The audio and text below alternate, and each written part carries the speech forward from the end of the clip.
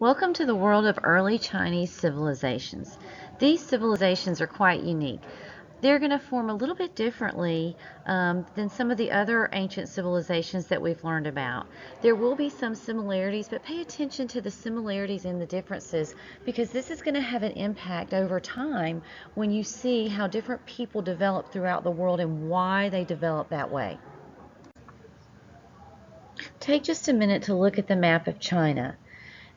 And turn to your partner, and I want you guys to make some observations about what you see in the map. How is geography going to impact these civilizations that develop in China? You guessed it, the Honghe River or the Yellow River is going to be a huge factor in how China will develop. It's more than 2,900 miles long, and it extends from Mongolia all the way to the Pacific Ocean.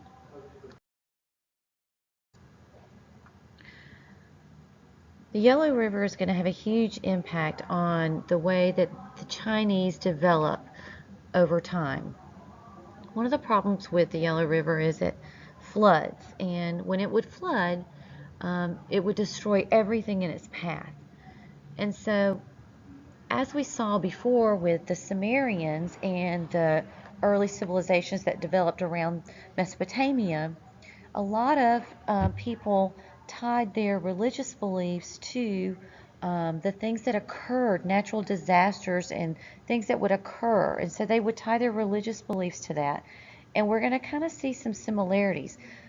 One of the driving forces in the ancient Chinese dynasties that we're going to talk about is going to be who can control the Yellow River.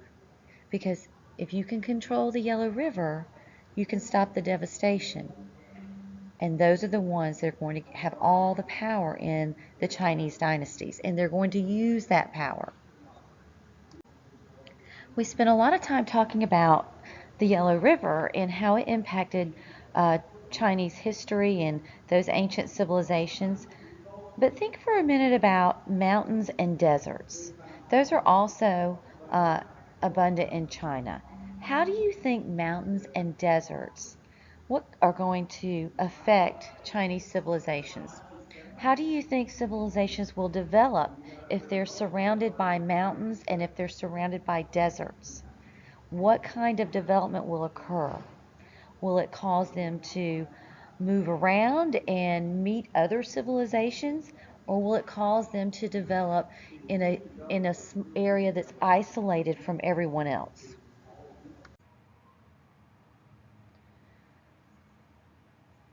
The Chinese civilization started with the Jia dynasty over 4,000 years ago.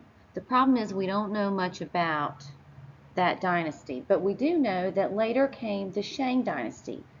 They replaced the Jia in 1750 BC. The Shang were mostly farmers. They had an aristocracy that kind of ruled everything, and this was a group of an upper class part of society that kind of ruled all of society.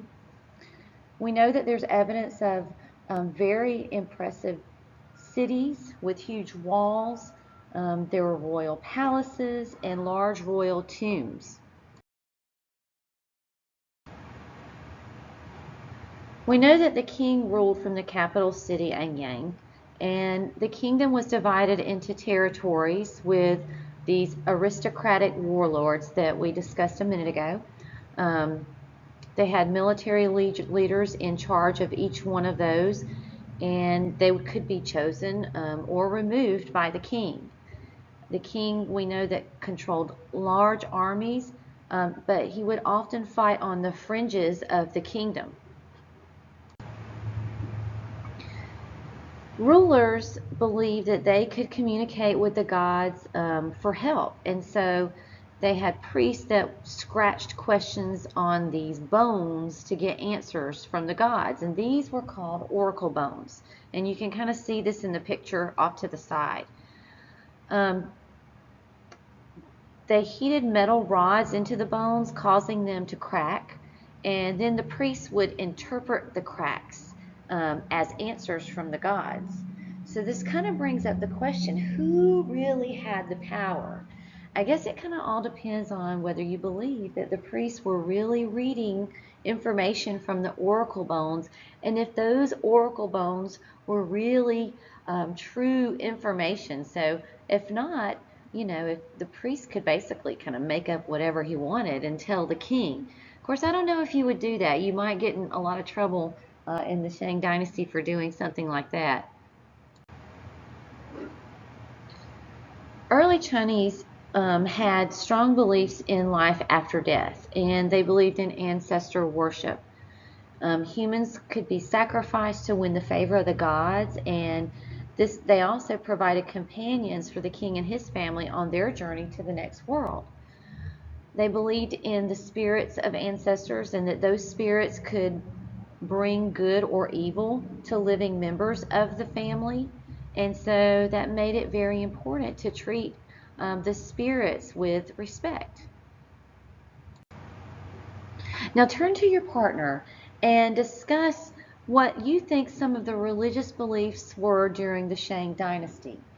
And discuss whether you agree or disagree with some of those beliefs and what kind of impact that would have over dynasties to come.